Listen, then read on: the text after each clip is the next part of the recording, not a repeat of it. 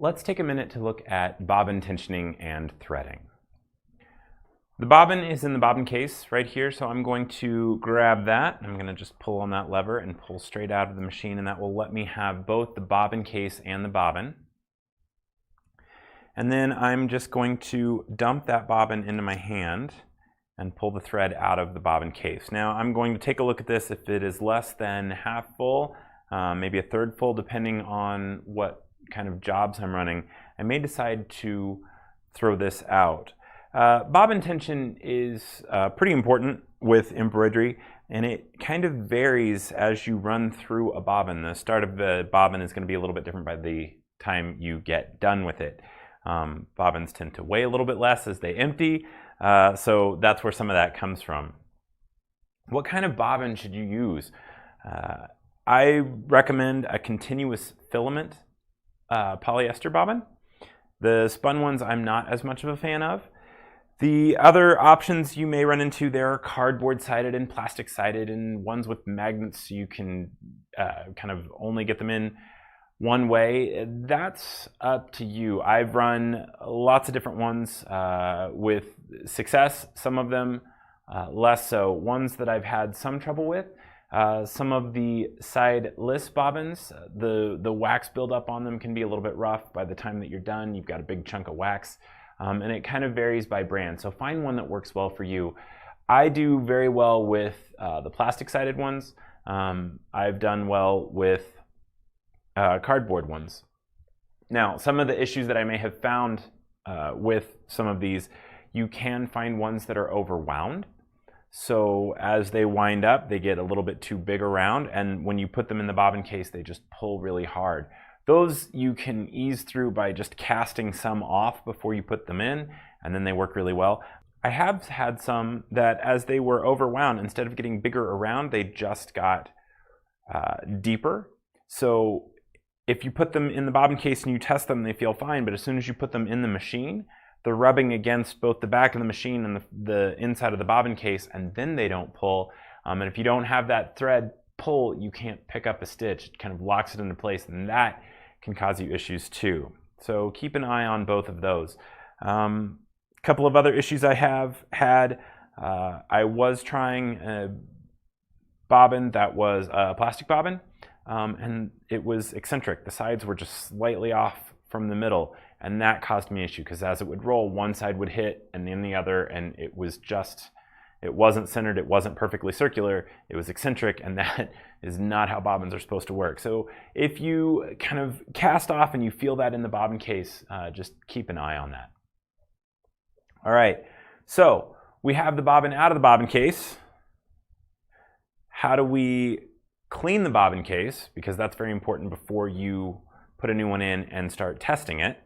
The thread, as it's going through, it can build up lint underneath the spring, which can open that up, and it makes it feel like it has far less tension because the spring's not holding it. And then at some point, if you just tighten it instead of cleaning it out, that lint can go away, the spring can clamp down on your thread, and that can cause you issues. So let's get it clean first, and then we'll deal with some of the rest of this. So to clean the bobbin case, the bobbin's already out of it. I've pulled the bobbin out of the bobbin case, and now to clean the bobbin case, I'm going to look on the side here, and what you'll see is a long band of metal coming across the side, and that's what I'm looking for. That's the spring. That's what holds tension against that thread. So I'm going to slide the corner of a business card or a folded piece of paper under here and pull this across and see if I get any lint out of here. All right, so this is looking pretty good.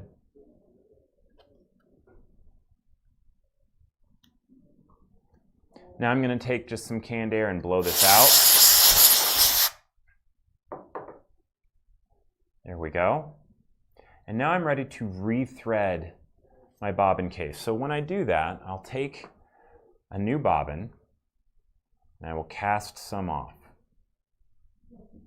And then I hold it so that the thread comes over the top and around. So it makes like a number 9. Right, so it's just around this way. And then I'll hold the back of the bobbin case and I'll just slide this in. So now I'm holding it like a little cup. And then I'll tip this just so that I can see this slot on the side. There's that slot right there. Then I'll slide that thread through there. There we go. And then I'll slide it around and snap it into place right here in this spring. So once I have that done, I'm ready to test the tension in my bobbin case. I do not yet want to wind this through this pigtail. I want to leave it just through this spring. So how do I test and how do I adjust that tension? Well, to test it, I can use a drop test, so I can hold this bobbin thread and then it should just barely drop. And then if I bounce it, it should drop a decent amount, like 1 to 2 inches. Now, to adjust it, you'll want a small screwdriver out of your operator's kit. On the side of the bobbin case, there are 2 screws. There's a little bitty one here, right at the spring, and then there's one a little bit farther in that has a ring of raised metal. The one with the ring of raised metal, that's your adjustment screw. Righty-tighty, lefty-loosey, small adjustments make huge changes in tension. This is a very tiny adjustment, maybe 1/8 of a turn. Once you adjust it, then you can test it again. Now, if the drop test, because this is going to change a little bit based on how full your bobbin is, how much your bobbin weighs, if you're using plastic or cardboard or sideless, that can all vary a little bit. If you want to be a little bit more sure of what you're doing, you can grab one of these, which is a bobbin tension gauge. To use the bobbin tension gauge, I'm just going to open this up, slide this bobbin tension gauge out. It has some instructions with it. And then I'm going to take this out of here and I will walk you through it. So I'm going to lay this out. When I'm using the gauge, I want to make sure that my thread is just through the spring and not through the pigtail. With the thread just through the spring, but not through the pigtail, I'm going to slide this into place. The pigtail is going to go to the left. This little piece of metal that sticks out, that's going to go up and lodge between these 2 pieces of metal, and I'm just going to snap it into place. And I'm going to pull this thread under this roller, above that roller, and then through this slot. And then I'm going to watch as I pull, and I'm going to watch my bobbin spin, and I'm going to have it just when it just starts to spin. And that's where I'm going to measure my tension. There we go.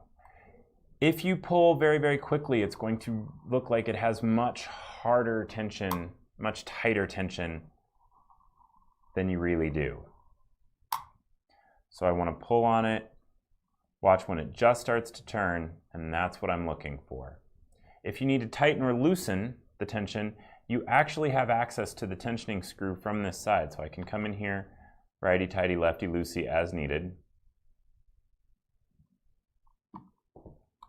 And then I can test again. So as I turned it right, you can see that the tension increased a little bit. Right now, I'm at the top edge of what I would want. So I'm going to go ahead and loosen that back up just a touch.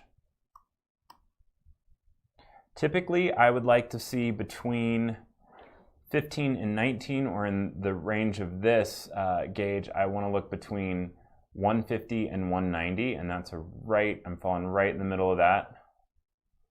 If I pull at the right speed. If I pull really fast, it's going to look really tight. So we're looking for 150 to 190. I'm right in the middle of that, so that's what I want. Once that's done, you can just press down on this thread, and there's a little blade in here so you can cut that thread. So as I pull this bobbin case out of the tension gauge, I want to make sure that I wind it through the pigtail before reinserting it into my machine. To wind it through the pigtail, all I'm going to do is take that bobbin thread and just come down and wind it around. I'm not going to try to thread it through. That's not worth it to me. You'll notice that I put the thread over the front of the case and put my thumb on it. I will then come back to my machine, insert it into place with my thumb on it, and then press until I hear that click. That's what I'm looking for, and then I'll trim this up to 2 to 3 inches. Too long, and it can wrap up into your machine. Too short, and it may not pick up. So 2 to 3 inches is the length I'm looking for that bobbin thread just to hang for the first few stitches of my design. If I insert my bobbin case with this lever pulled out, I'm not going to hear it click. I can't tell if it's in completely. So that's why when I do this, I leave my finger on it and press until I hear that click, and then I know it's in. One thing I should mention, I mentioned a range of 15 to 19 or 150 to 190 depending on the granularity of your gauge. That is for the machines with the needle plate trimmers and some of the older models. The models that were kind of in between those, they tend to run with a slightly higher tension. So if those are the case, you may need to adjust that based on what kind of machine you have.